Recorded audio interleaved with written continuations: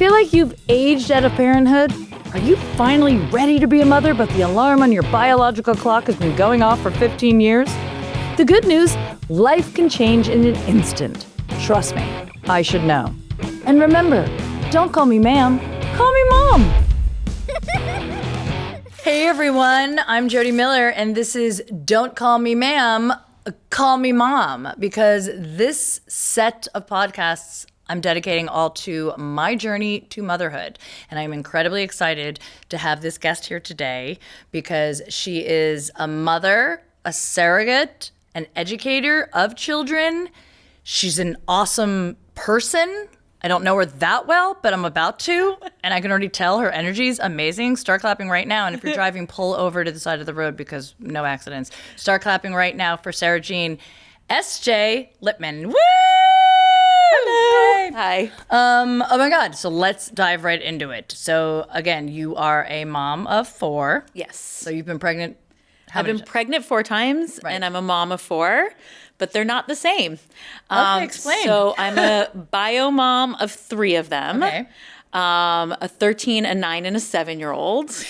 And I am an adoptive mom of a 20-year-old now. Oh my God. He came into our lives about 3 years ago, so That's at amazing. 17. Amazing. And I was a surrogate for a little tiny one that is now going to be 3 in May. Oh my God. Yeah. Oh my God. May what? May 4th. Okay, I'm May 8th. Just Taurus. No, I lied. May 3rd. I Oh. get them all confused because we have a birthday in the family May 3rd, May 4th, and May 5th. Sorry, Oh my May God. 3rd. Love the Yes. Tauruses. Love them. Okay, so I'm definitely want to talk about the adoption, your kids, all of that. But what made you decide after you already had 3 children, you gave birth to 3 children, and you had, you adopted another child that you were like, I'm going to get pregnant again? Or someone else? Yeah. So I was actually surrogate before we adopted. Surrogacy, I'm really, really lucky that I like being pregnant. And You're not the only one, though. I have a lot of friends. Yeah. And I think that for my journey, it was I really wanted to experience pregnancy. I think it will always sort of I'll have a little bit of that regret that I never got to. I really did for like a lot of reasons, but I really wanted to experience that. And I have a lot of friends that had horrific pregnancies. Right, yeah. And some that were they had the best pregnancies. yeah, and I'm really lucky that I've had good pregnancies. Right. Every time I've been pregnant has been very different. I Right. don't like the same story over and over again. Right. And so I was just really lucky that I liked it. And I had jokingly said, even since I was 17 years old, to like my gay friends, I was like, yeah, one day I'll be your surrogate, whatever. And like, obviously that never happened. Right. But my husband came home one day and said, this friend of his is looking for a surrogate. And So it was your husband that it was brought my this- husband Oh my that brought God. it up because he knew how much I love being pregnant. Right. He knew how much I like giving birth and all that kind Right. of stuff.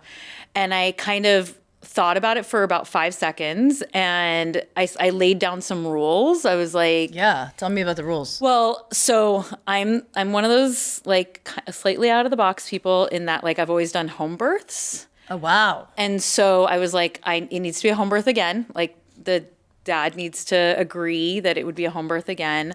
At the time, he was a single gay man Right. trying to find a surrogate. And so I was like, okay, that was one. Number 2 was I needed to learn a lot more. I knew nothing about this, right? Like Right. I had joked about it, but like Yeah. hadn't done research, didn't know anything. I was like, I need to learn a lot more about the meds and everything because I want as little meds as possible Right. and the hormones and stuff. Especially our family has a lot of history with cancer and Right. things like that. And I was like, I know some of these can affect breast cancer and this Right. and that. And so I was like, I need to learn a lot about this and I want as little meds as possible. And I was not comfortable being a compensated surrogate. So I was actually an altruistic surrogate. So I was not compensated. I was not paid to be a surrogate. Wow. I mean, the now dads, because since we started the journey together, he found a partner and they've gotten married and all. It's so beautiful. It's so beautiful. And where were you when I was looking? But so it was like, so the now dads, I mean, they paid for, doctor's visits and maternity clothes and all that. But I really didn't want to be a compensated surrogate. It just didn't feel comfortable to me. Yeah, no, I understand that. For women that get compensated on it, good for you. Like, I'm impressed. And so that was kind of it. And so I learned about the whole meds thing. There was a lot of things that came up that I was just like, oh, that I didn't even think about, and stuff like that. But so I'm assuming, like, with your 3 other children, I'm assuming they just happened naturally. There were no meds involved. You guys just got pregnant. Yeah, we just got pregnant. The first one did take a little while. Right. We were starting to get frustrated. We had been trying to get pregnant for over a year. Right. And so we were starting to be like, maybe we need to go see a doctor. I was told I was young and healthy and all these things. Right. And then the other 2, the second one was planned and the third was a surprise. Right. But, I mean, But I mean, I'm assuming that there are different emotions, whether it's your child or not your child, when you are trying to get pregnant, like specifically trying to get pregnant compared to when it just sort of happened. Yeah. I mean, so I absolutely, like when it was trying and like we found out we were pregnant with the first 2, it was amazing. Right. With the third one, I mean, he's amazing. He's incredible. He's a little bit mischievous. Definitely brings joy to my life every single day. Probably one of the most joyful people I've ever met. And it was at a moment that I just didn't know if I could be pregnant. Like I didn't know how healthy I was and all that kind of stuff. We'd gone through some medical things right before. I had cancer actually right before I found out I was pregnant with him. And so it was like, oh, I didn't even know my body could do this anymore. And then I found out like as long as I was eat a certain diet and certain this and certain that, it should be fine. And then when I went through it with him, I realized, okay, my body can still do this. Right. And so that's why it was okay for the surrogacy. Right. I don't think if I wouldn't have had my third kid, I don't think I would have been cleared as a surrogate. Right. So you had to get cleared as a surrogate. Absolutely. So I had to go through both a psychological and a medical clearance. And my husband needed to go through both a psychological and a medical clearance. Like they needed to make sure he didn't have any diseases or any of that kind of stuff. And I needed to be sure that, psychologically I was going to be okay and all of that. And also just physically that I don't have diseases that I can carry again. And so now let me ask you a question, because I understand, especially the psychological, because I know that when I, was talking to a young girl that wanted to be a surrogate, she had always wanted to be a surrogate and she was denied like the ability to become a surrogate at agencies because she at that point had never given birth. Yes. And back a long time ago, they used to do that. And then there were a lot of problems with women, becoming attached, obviously. Well, I think it's not just the attachment, but it's also people don't know how their body is going to behave in pregnancy and birth until they've done it. That's right. You're absolutely right. I have a very dear colleague right now who's pregnant and she, she's going through the kicks and she's going through this and she's going through that. And I can tell her, oh, that's what this is. Right. But she doesn't know what it is yet because she's never been through it before. So I think it's all of those things combined.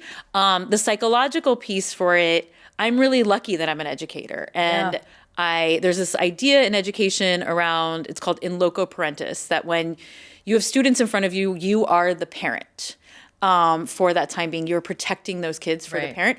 But then I let them go and they go back home and I have no control. And I may disagree with their parents' decisions, but I have no control. And I think that's kind of the framing psychologically I had around being a surrogate was like, for this moment, it's my job to take care of this little tiny thing inside of me. I have to take care of it as if it's my own, but I have to know it's not my own. And it's going to go to these wonderful parents that it really took a village to create this baby. Like there was somebody who donated her egg. There was was somebody. So this wasn't your. It wasn't my okay, egg. That's what I'm gonna ask you. It wasn't your egg, and it wasn't. Was it his sperm? It was one of the dad's sperm. Okay, great. So it wasn't your egg. So it wasn't. Okay, Wasn't yeah. So it wasn't biologically mine. Right. So it was one person's egg, his sperm. A doctor who like I actually happened to know. Like it was very weird. Like we were in the same friendship circles, and like we all. It was like really this village that came together to create this baby, and like, and that way he was able to exist in the world and all of that kind of stuff. And so, and then I hand him over to, and they're great dads. I mean, every once in a while they do stuff and I'm just like, oh, but like the same thing that I would do with parents of my students and stuff like that. And so they're fantastic and I'm really happy. We still see them like once a month and I'm like, I love that. I call him my little belly buddy. Aww. And now that he's getting older, like he's going to be 3 in May. And it's, I went up to him, the last time I saw him was like 2 weeks ago. And I went up to him, I was like, you were in here. And I was pointing to my belly and he goes, no. And I was like, yes. And he goes, like, you could see like the wheels are starting to turn in his head. Right. And it's just like, yeah, it's funny and it's cute. And I tell my daughter, that you grew in Vicky's belly. Cause I talk about, the birth mom all the time, very open, and I'm like, you grew in Vicky's belly. She doesn't really understand it, although she's, I have friends now that are pregnant with their second, and I'm like, there's a baby in there, and I'm trying to explain that to her, and we're going to be very open about it. She doesn't really grasp the concept of it, but I definitely want her to, understand that. What was it like, that moment when you did give birth and then you had to just hand the baby over? I mean, it was because there's so many hormones. Yeah, it was. Well, it was really funny because again, it was 2 gay dads. So, I actually had a very interesting birth experience. My water broke, and I didn't give birth to him till 3 days later. Oh my God! So I had like my water. And I was just like walking around my house as if it was nothing with just a diaper on. I mean, who doesn't? I do that all the time. I'm wearing a diaper right now, guys. So with a diaper on for 3 days, just because my water had broken and everything. And then, so Sunday my water broke and Tuesday's when I started having the contractions. So we kind of knew that he was probably going to come on Tuesday. And so I started having the contractions. My husband stayed home. The midwives came to our house. And we had talked about it with the dads that like, we're not going to call you till it's pretty imminent. Right. They don't live that far away. Right. So it was like, so you don't have to be here and all that kind of stuff and letting the birth process happen. But they were there for like the last hour and a half, maybe a little bit longer. Time when you're giving birth is like non-existent. So they were there. But when they first got there, you could see like the fear on their faces of like naked women with giant like thing opening up. Right. Yeah. Like, it's definitely jarring for sure. Oh, her cervix. Did you do a water birth? I did a water. birth. Well, he was really funny because I was in the water and they arrived and like they're sitting in like on a couch, like in the corner of the room and like the water is like there and I'm in the water, like pushing and you could see like they're just like shocked. It was very funny. And then little by little they you could see that they were getting into like the ambiance of the whole thing. Yes. And the feeling of being present with their baby being born and all of that. And he wasn't coming. And I was like, what's going on? Like, I can feel him. He should be coming out. And I stood up out of the water and he basically fell out of me. Like he was almost about to come out. They do it in other countries. Right, yeah. He you almost just stand up and the baby just like falls right out. He comes out. It was crazy, yeah. So he almost, like the next contraction, he started coming out. And the dad, one of the dads came and gave me a hug and I like yelled at him. I was like, no, catch your baby. I was going to say, did anyone catch the baby? So he caught it. Okay, good. He was the first one that was able to hold the baby. Aww. He was the first one to like, and the 2 dads, they cried and everything. And the placenta birthed and all of that. And they got to spend some time with their baby. I went to another room and I got to relax. I got to drink a glass of wine eventually. I was gonna say, yeah. Oh my God. Didn't happen with my biological children. Where were your kids when this was happening? So with those 3, with him, they were not present. They were at school that day on Tuesday. Oh, okay. I mean, they knew that the baby was going to come at some point, but like, they weren't present. They were all present for their siblings' births. Oh, they were? Yeah. So the 13-year-old was present for the 9-year-old's birth, and the 13-year-old and the 9-year-old were present for the 7-year-old's birth. Oh my God. But Did they try to like, my daughter would jump in the pool with the So- baby. It would like, she'd be like, let's go swimming.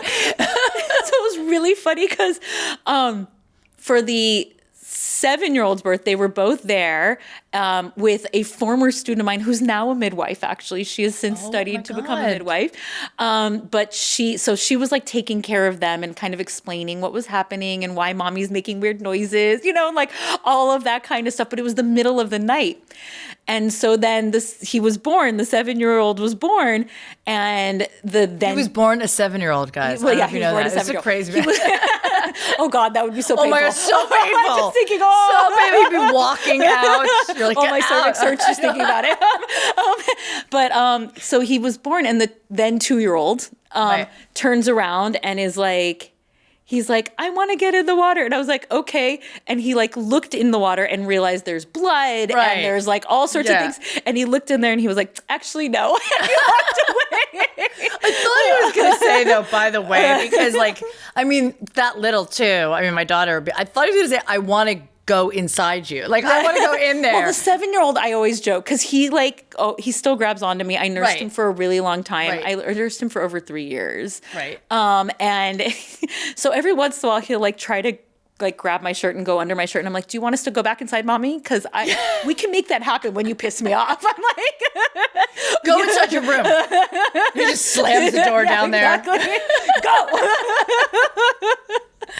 That's amazing. Yeah. It's amazing that you have that openness too with your family, because so many people don't have that. There's a lot of like fear around that. Just I think in general I think people are more fearful of their kids experiencing it, when in reality the kids, you know what I mean? If you're okay with it, then they're okay with it and they get to see it all. Yeah, and I'm also like, first of all, it was really nice for them to see and for them to understand there are different kinds of families. Yes. And that so good.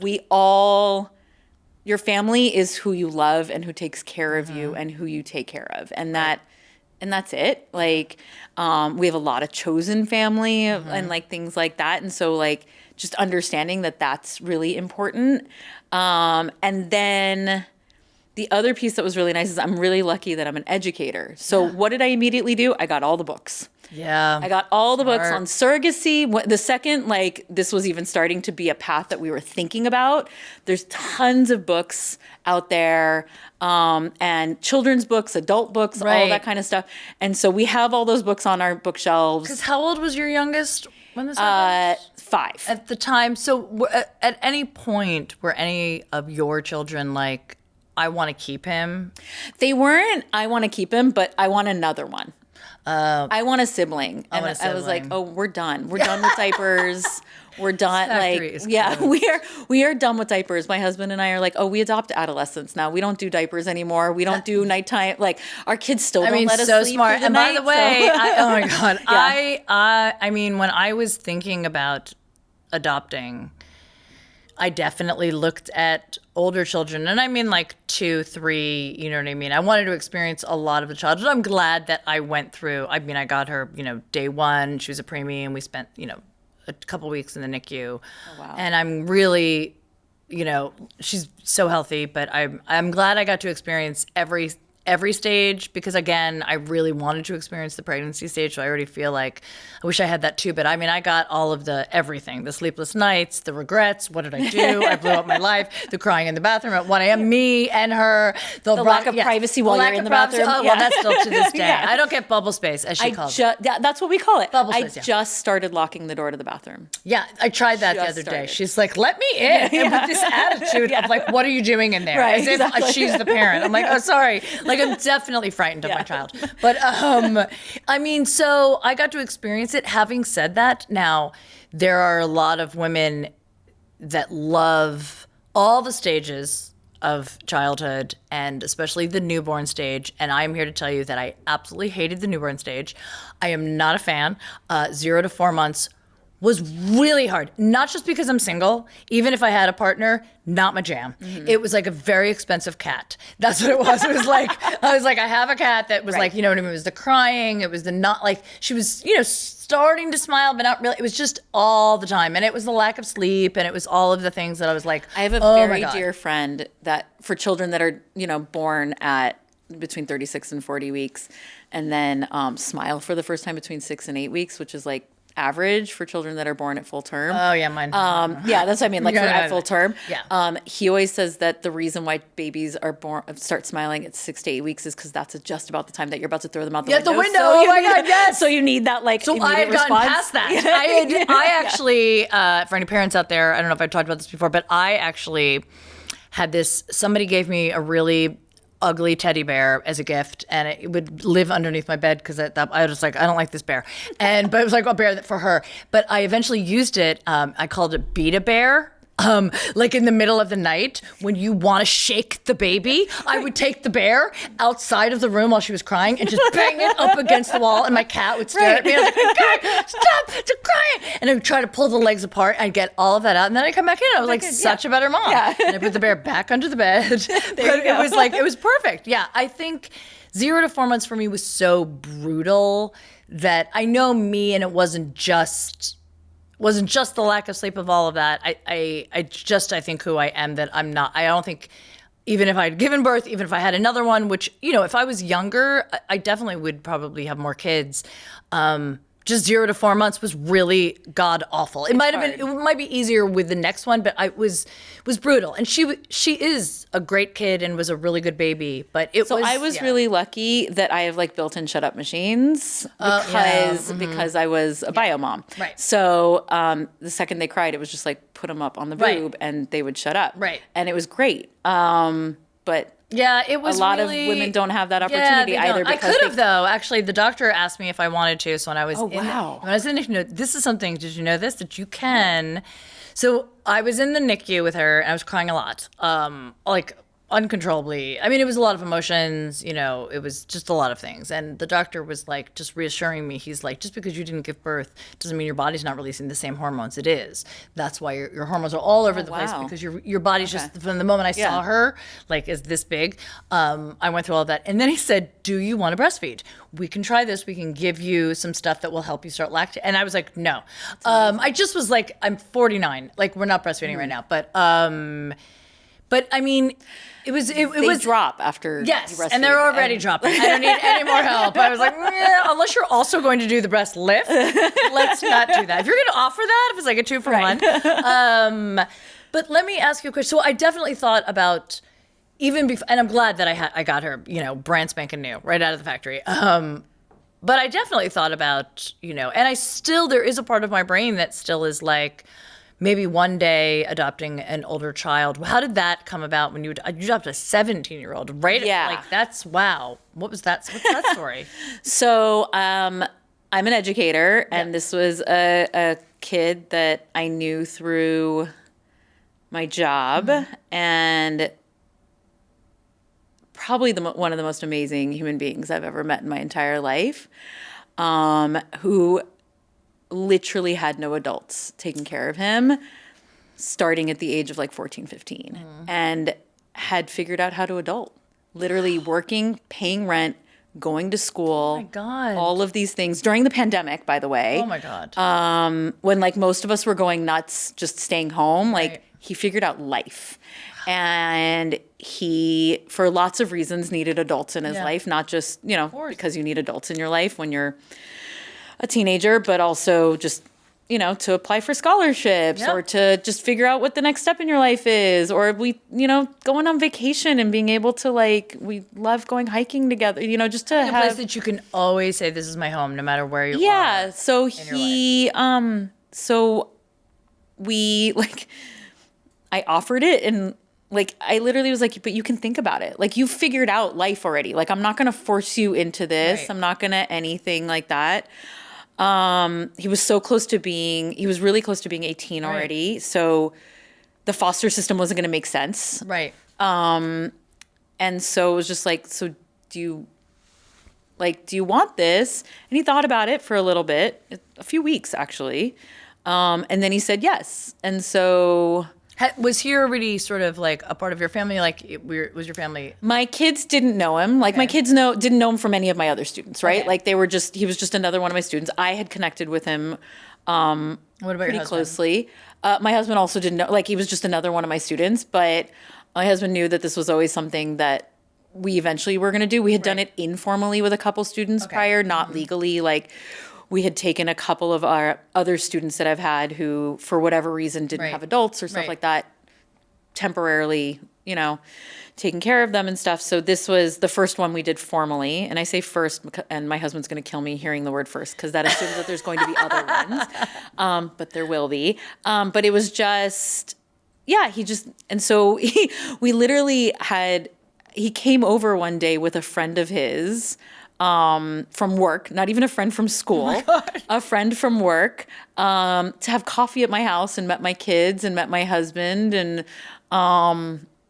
they hung out, they played soccer. I showed him like the room he would live in and like all that kind of stuff. And he liked it. And I was like, okay, let's figure it out. And we did. And It's amazing. How was that? I mean, how was it like that transition of him, how long? It's been 3 It's been 3 years. He's now decided to live on his own again, but he's still he's still my kid, obviously, but he's now 20, so he wants to live on his own again and all that kind of stuff. It was very funny. We were getting mail for him, and his girlfriend is still one of my students that I work with. Right. So I give his mail to his girlfriend. This is how this works, because I see his girlfriend more often than I see him at this point, because it's fine. It's funny. Because he's 20, right? Like, and that's like, I have to own that like he's 20. But I know I text with him every single day, and I mean, did he fit like right in? Was there what was the his personality is very different from my children, my bio children, in that like the 3 of the bio children are hurricanes. They suck the oxygen out of any room that they're in, mostly for good. Right. Like they're just such big personalities. Yeah.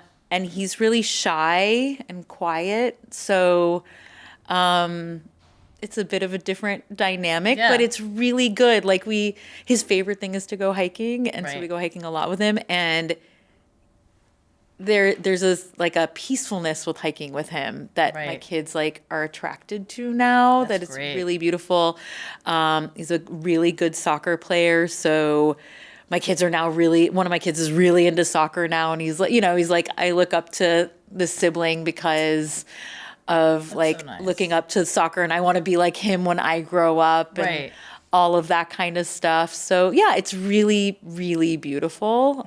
It is. It sounds amazing. It's definitely something that I don't know why it's I have so many. I've my daughter. I've got 2 cats. I have 2 outdoor cats. One that I'm trying to plan to bring in. Then there's a family of raccoons and possums. Anything that needs help. Anything. I'm okay, come with me. I've always been that's the thing that I say, that I don't even know if I've always wanted to be a mother, but I was always great at mothering other people in a good way, not in a bad way. I really just loved mentoring people and working with people and taking care of people. And I just did always. Yeah. So I think that sort of, transitioned into where I'm at now. But I still think about it. Not that, again, I don't want to go through any of those early stages. I mean, of course, if somebody dropped a baby off of my house, I'd be like, okay, here we go. But a friend of mine, my daughter's birth mother was pregnant again. Oh, wow. My daughter was almost 2, and she wanted me to adopt, but I couldn't be outnumbered. So you are definitely outnumbered, but a good friend of mine ended up adopting my daughter's half sibling, and they also live 5 minutes from us, and we see them all the time too. That's amazing. So so they know each other, and he's 2 and she's 4, and they raise him. So that's the best part. It's a win-win. You get to be the cool aunt. Oh my God, totally. To another totally. kid. Yeah. Exactly. You know what I mean? So it's and they are so similar. It's crazy. You know what I mean? And I get to see it and experience that. And then, you know what I mean? Watching him grow up, but again, not having to go through those stages again. But I definitely think about, kids in the foster system that are older, you know what I mean? And it breaks my heart. I don't have the capacity. I wouldn't be able to do it now. I would only want to do it if I was really, really capable of doing it, because I wouldn't want to half-ass that. Right. That's not fair. No, yeah, and I don't. Yeah, that's what I mean. Like it was just, it worked out with this one, and there's been others that like I've talked to about it and everything, and it just doesn't work out. Right. And it's just something else. So I'm really lucky that. So at work, it's with my kids and everything at the school that I work at. This past year, I got more Mother's Day presents from them than I did from my own kids. They completely forgot Mother's Day this year. At 4 p.m, all of a sudden I got Mother's Day presents because they remembered. And it was just like, but yeah, there's like, I feel like there's an intuition that I was really lucky to have been raised with, have been born with. That. Yeah, what is your family like? How many siblings do you have? It's more complicated than my children. There's kind of 6 of us. Okay. There's only 2 of us that are biological again. So, and we're all in very different stages of our life. Right. And so at different stages, I've been closer to one sibling, and in other stages, I've been closer to the other, and all that kind of stuff. And so I think it just depends on what day of the week it is, which siblings are talking to each other, which siblings are friends, all of those different kinds of things. I have a mom who's another one who like just loves being a mom. And so she's set that kind of model for me, and we do it in very different ways. But, she like, it's very funny. One of my nephew's very good friends didn't know my mom's name until she was like 17 years old. Right. Because she just thought my mom's name was Ma, because that's what everybody calls her. That's hilarious. Is she that mom, that neighborhood mom that everybody just... I don't know if it's like the neighborhood mom, but it's just like everybody just calls her Ma. Like even my children, who it's her grandmother, they just call her Ma. Like she's just Ma to everybody. So and so like this friend of ours like totally thought her name was Ma. But it sounds like you just like you grew up in a household that wasn't a traditional, you know what I mean? And I feel like that must have had some influence on how you wanted to. So I mean like in our house we talk about your family is who you choose for it to be, and we're really, really blessed, lucky, whatever term you want to use, that we have such a big family village. That like my family photo that I have on the wall is not my 3 biological children. It's not my 3 biological children, my adopted kid. It's like, and this person and this person and this person. Like it's all of these people, and it like, yeah, it's huge. My kid's bar mitzvah was a couple weeks ago. And they were trying to decide if they were going to do like the 13 candles tradition of bringing up different people in different groups. And they couldn't figure out the groups because it was so complicated. Because it's like, oh, is this a family friend? Is this family? Is this a friend? Is this like close family friend? Am I going to separate out family friends? Like, how am I going to do this? And it was just like, then don't do it. Then don't do it. Then don't do it. Just honor everybody, love everybody, like enjoy everybody, because the people that are going to be there want to be there because they love you and you love them. And that's the end of it. You know, what's really interesting is, I have my mom passed, my dad is remarried, and I love my stepmom, and she's a great grandma. My daughter just has me.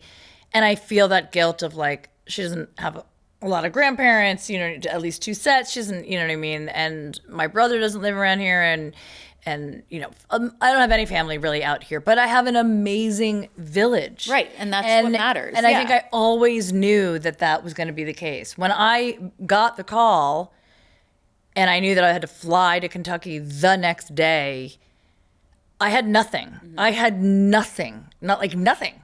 I had finished, all of the classes and the home study, but I didn't have anything because I'd been waiting for over a year and a half. And then it literally happened one night. Right. One night, in fact, I found a video, which is so funny.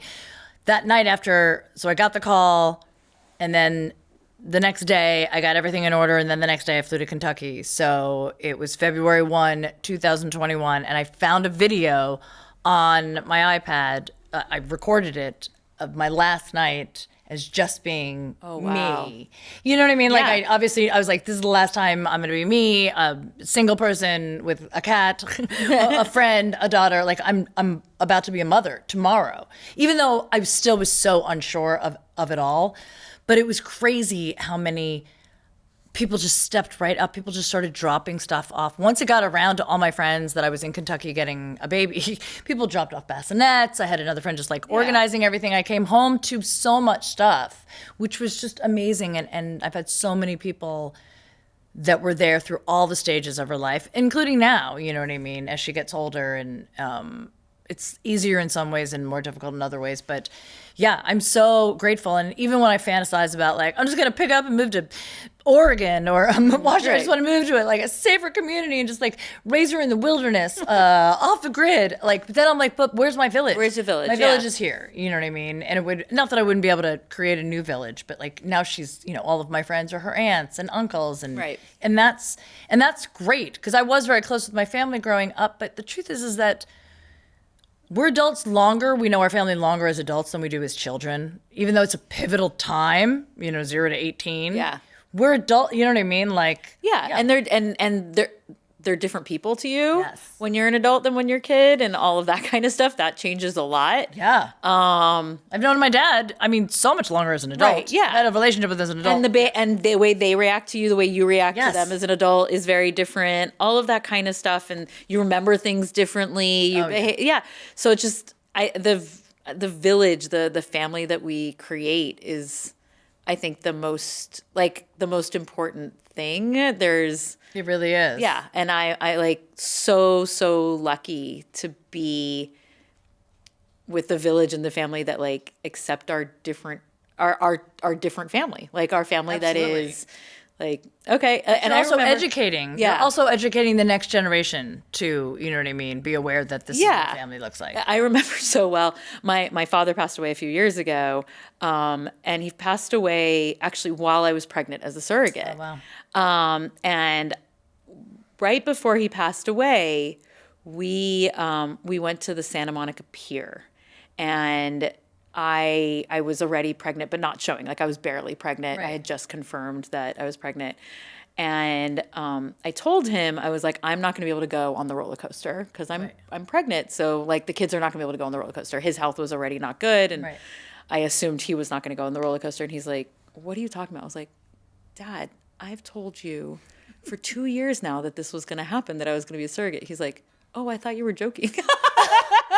And it was like, no, I wasn't joking. Like, this has happened, and I'm pregnant. And he, at that point, he asked me all the questions. He didn't understand like the logistics of it and like the turkey baster thing of it, like all of that kind of stuff. And like not understanding that it wasn't my egg, and like all of those different pieces. He ended up going on the roller coaster with my kids. That's great. But it was just interesting how like he, like when I was talking about it, he totally thought I was joking. And I think now he would be, if he was still alive, he would be understanding. Right. But in that moment, he was like, what the fuck are you talking? Like he had he didn't understand. He couldn't fathom. He couldn't, like, it just wasn't something that was in his consciousness that you could be pregnant with somebody else's baby. Right. My dad, I think, you know, my mom unfortunately didn't, I think I mentioned to her, you know, before she passed that I was really, because I used to talk about like, oh, when I'm 35, if I'm not pregnant or if I'm not dating anyone, I'll just get pregnant on my own. And then 35 came and I was like, absolutely not.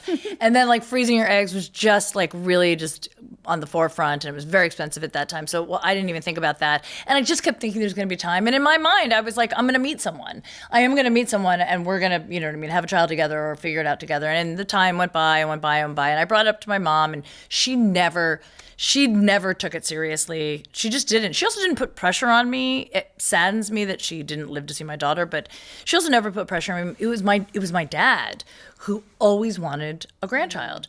I mean, from the time I was 35, he was like, let's go. And I would be like, Dad, I'm not even dating anyone. He was like, you don't have to be dating anyone to get pregnant. I was like, oh my God, who's this guy? In high school, that was your worst nightmare, that your teenage daughter would get pregnant.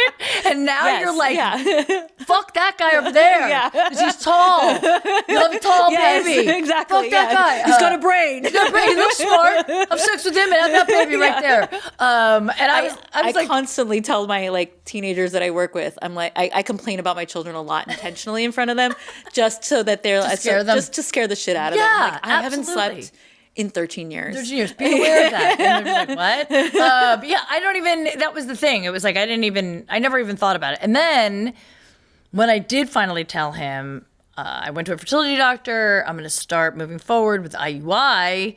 And I had to explain to them, I'm picking out sperm, and then, they're going to put it inside me, all of that. And my dad was like, I don't want to know those. Just tell me when you're pregnant. Yeah. And then I would fantasize about telling him I was pregnant, and then that didn't happen, and then my career, and then he just kept pressing me. I think he thought it was really never going to happen. And what's interesting is that when I was, telling him, like, I found this 24-year-old, and I'm going to put sperm in her. He was like, okay. At that point, he was so, like, okay with everything. He didn't know which way was up or down. So when I got the call that a baby was born, I called my dad, and we had the same knee-jerk reaction because it was so jarring. We were like, this isn't our baby. I was like, I don't think this is my baby, because I was scared. I was so scared. I was like, I didn't have any time to prepare. I thought I was going to have time. This isn't my baby. What am I doing? I'll just wait for the next one. I kept saying that in my head. And thankfully, my lawyer, who was amazing, was like, I know this is the most stressful way it can happen, but it is the best way for a multitude of reasons. Just get on the plane and go to Kentucky and see this little girl, and you know what I mean? And you'll know. And you'll know. And I did immediately. But... well, I say immediately. It wasn't immediately. It was, I went in there, I cried a lot because there was a tiny baby in an incubator she was fine, but she was like 4 pounds, 7 ounces. And then I held her, and I still didn't know what I was supposed to feel. I don't think whether you give birth or not. Whether you give birth or, like I see in the movies, everyone's like, I mean, with the first one, it was beautiful. I will say that. But then, like, I had a little bit of complications. So, like, it was, like, really scary and all that kind of stuff. But with the second one that I gave birth to, it was like, I was so happy for like 12 hours, and then I totally mourned not having a single child. What have I done to the older one? Oh my God, I'm not going to be able to pay attention to the older one as much. And like I had then I feel guilty for the second one of like, what am I doing? Like, I feel bad for the first one that the second one was born. Like, all of these different, like the wheels of like, all of these like horrible thoughts, but then feeling guilty of all of these horrible thoughts. All of them. And the same thing happened with the first one, but for other things, right? But I remember that so Am I the third one? You're like, fuck those two. I mean, it's a terrible thing for me to say, but it's a terrible thing for me to say. Say it now. But I always say we had 3 because even if one gets really fucked up, we still pass the class. Oh, you passed the class. It's still a D. You have a spare, you have others. Yeah, it's okay. One it's still, no, it's because that would be 2 we'd have a spare. Oh, right. 3 is we still pass. Oh, you still pass. That's right. Right, because 66% is still a D. You're right. You're an educator. And so I'm always like, I had 3 in case I fuck up really. Yeah, no, I've got 1. I know. Yeah. 1 ends up like a homicidal maniac. Like, it's okay. She could be right now. She's definitely, I'm like, are you a sociopath? No. I think, I feel guilty for my cat. I remember when she was like, I don't know, 4 weeks. My cat was like, look, and he was, 14, and I've had him for 14 years, and he was coming over because he's normally used to me, and I'm like, I can't, because I was holding the baby, and she was like crying, but I had the bottle, and I was like, I can't. Right. And he was looking at me, and I was like, I'm sorry. I did this to you. My sister-in-law was one of those like dog parents that the dog even had their own Instagram account and all that kind of, like, super into it, all this kind of stuff. And for a while, she didn't know if she wanted to be a parent and all that kind of stuff. And we, behind her back, sorry. Sorry if you hear this. We would like be like, really? Like the dog's gonna be my priority. Like every once in a while we'd make plans. Right. Oh yeah. And it would be like the dog. And I'm like, no, but my kids. And like, it would drive me nuts. And then she had twins. And it was like the poor dog. Now I feel so Not just bad one, for the two. dog. Oh my God. Yeah, I feel so bad for the dog every once in a while. I'm like, oh, you were like the most spoiled dog ever. Yeah. Like this dog would get all the treats at the coffee shops, like had his own Instagram, would go to the like fluffiest daycare, all these things. And now it's just like, now he's just out on his own. He's just got to comb his own hair. It's like a normal dog. It's like a normal dog, like just being a dog. Do you like remind her of like when she was like my dog, and now she has twins? I think she would kill me. I think she'd be really upset by it. I don't know. I don't know if she had twins and she was doing something with someone and they're like my dog. I think she would now have that feeling like, no, I have twins. Oh, totally. You know what I mean? Yeah. Like, are you kidding me? And her twins are amazing. They're fantastic. And like, she gets it now. Like they're 2 and we'll go places together and she'll be like, oh, the twins need this or the twins need that. And I'm like, yeah, that's okay. Like like I'm with you. Like, I know. What can we get you? What can we do? Like, how can we figure this out? Like, absolutely. But it's just so funny because until she became a mom, she didn't necessarily get it with us. Yeah. And so it's one of these things that, it's really lucky when you get that perspective. You know, I mean, honestly, I did think about one moment when the birth mom was pregnant again. And I thought about like, should I have another? Am I doing her a disservice because she's an only child? And then I had that same feeling like, I don't know if I could. I don't know if I could split. I'm sure I could split the love. But I mean, I've got 2 cats now, 2 brothers, and I love one more than the other. It's a fact. And the other one knows it, but he just takes what he can get because he's like, all right, I'm here. But like, there's clearly one that, and now when she's like losing her marbles and she's running all over, I go into my room where the cats are laying down and I cuddle up and I'm like, you guys are my favorite. And she's like, what are you doing in there? I'm like, I'm just playing with the favorite babies. With the babies. She's like, I want to. And then she chases after them. It's chaos. She's jealous of the cats. She's totally jealous of the cats. All right, well, we're out of time. Thank you so much. Thank you. Oh my God, this was so helpful, informative, and what a life and what a village you've created. I've been really, really lucky. You really, really have. And it's amazing. And I hope you adopt more kids. And sorry for your husband, but tell yeah. my husband. Yeah. No. Like, I hope somebody's watching this is like, I got a kid for you. Maybe one day I'll adopt. We don't know. We don't know what's going to happen. But it's amazing. You're changing lives in a lot of different ways. Thank you so much. Yes. So thank you for joining us. And thank you guys for joining us. And I'll catch you next time on Don't Ever Call Me Ma'am, but you can call me Mom. I'm Jodi Miller.